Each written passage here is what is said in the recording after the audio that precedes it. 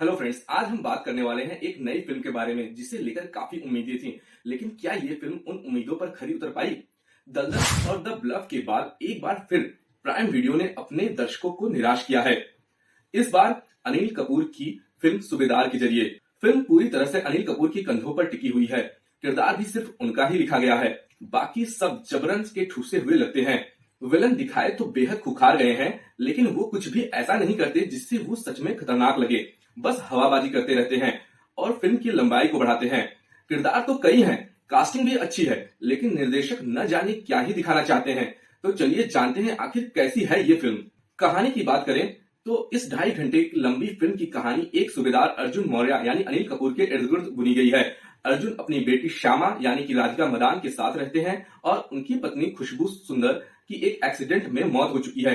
बेटी को पिता से शिकायत है कि पिता उस वक्त घर पर नहीं थे जब उसकी मां का निधन हुआ।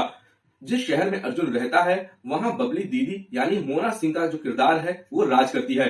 बबली के पास कई घाट हैं जिन पर वो रेत की खनन करती है। कोई भी उसके अवैध काम के बारे में बोलता है तो उसे मार दिया जाता है। बबली खुद जेल में बंद है, लेकिन उनके छोटे भाई प्रिंस यानी आदित्य रावल बाहर खूब गुंडई मचा रहे हैं। प्रिंस और बबली का काम सॉफ्टी भैया संभालते हैं। अपने आधे जीवन सरहद पर बिता चुके अर्जुन जब रिटायर होकर घर वापस लौटते हैं तो उनके दोस्त प्रभाकर यानी कि सौरभ शुक्ला का जो कैरेक्टर है उनकी नौकरी प्रिंस के ड्राइवर के तौर पर लगा देते हैं। इसके बाद शुरू होता है असली खेल। अर्जुन को चुपचाप जीवन बिताने के लिए कभी कभी भ्रष्टाचार तो कभी बबली और प्रिंस के गुंडों से लड़ना पड़ता है।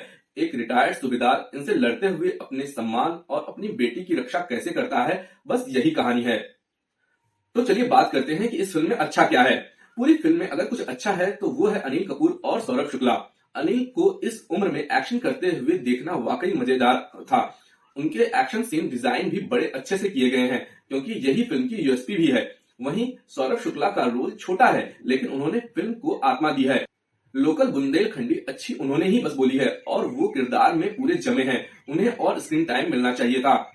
तो चलिए अब बात करते हैं कि फिल्म में बुरा क्या था। फिल्म बहुत धीमी है। शुरू के 40 मिनट तो सिर्फ कहानी को डेवलप करने में ही निकल जाते हैं। जिन्हें बाहुबली दिखाया गया है वो वही हरकतें कर रहे हैं जो इससे पहले कई वेब सीरीज और फिल्मों में देख चुके हैं। भौकाल बनाने के लिए 2-4 बेवजह के मर्डर और फिर मर्डर करके बोलना कि गाना बजाओ और नाचो। ऐसी हरकतें करवाकर निर्देशक आपको बताना चाहते हैं कि विलन बहुत ही क्रूर है। लेकिन मजेदार बात यह है कि जिसे इतना बड़ा माफिया और क्रूर दिखाया गया है वही आगे जाकर बीच चौराहे पर अपने ही आदमियों के सामने पिट भी जाता है। फिर 4 बार उसे बदला लेने का मौका मिलता है, लेकिन वो बंदूक हाथ में लेकर बस बकवास करता है, किसी को मारता नहीं है। एक विलन जेल में बैठे बैठे सब पर गुस्सा उतारती रहती है। हीरो का गुस्सा इतना देर से खोलता है कि आधी फिल्म निकल चुकी होती है और ये सब देखकर आप ऊब चुके होते हैं। बुंदेलखंड पर आधारित इस कहानी में बस एक गाना लल्ला को मना करी थी होए ही दमदार है। बाकी फिल्म में गलती से ही किसी ने एक पूरा बुंदेलखंडी डायलॉग बोला होगा। का, काय और तुमाय को हिंदी में जोड़ देना बुंदेलखंडी नहीं कहलाता। और सबसे दुखद बात यह है कि बड़े से बड़े कलाकारों का भी निर्देशक ने कोई फायदा नहीं उठाया। कुल मिलाकर इस फिल्म की राइटिंग ही कमजोर है। इसे देखते वक्त कई बार ऐसा महसूस होता है कि शायद ये वेब सीरीज के तौर पर बनाई गई होगी और बाद में फिल्म की तरह इसे रिलीज कर दी गई।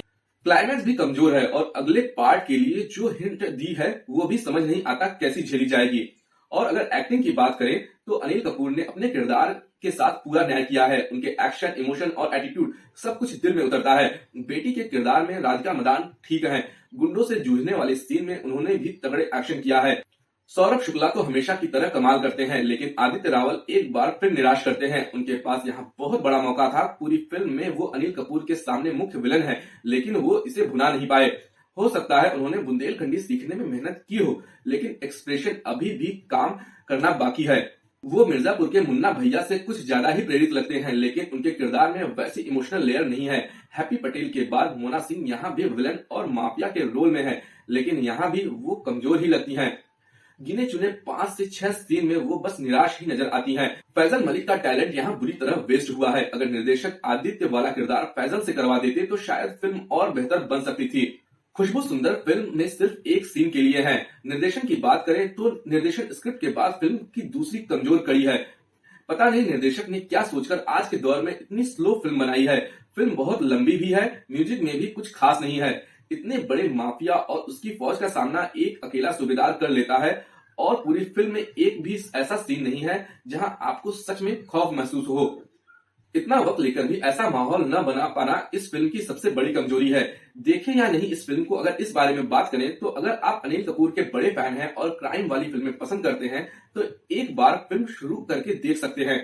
अगर बोर नहीं हुए तो शायद पूरी फिल्म भी देख डालें, और अगर बीच में स्किप करना पड़े तो समझ जाइएगा कि यह रिव्यू बिल्कुल सही था। तो दोस्तों, ये थी फिल्म सूबेदार की पूरी कहानी, रिव्यू और हमारा ओवरऑल ओपिनियन। आपने ये फिल्म देखी या नहीं, और अगर देखी है तो आपको ये फिल्म कैसी लगी कमेंट कर जरूर बताइए। वीडियो पसंद आया हो तो चैनल को लाइक कीजिए और सब्सक्राइब कीजिए। मिलते हैं आपसे नेक्स्ट वीडियो में।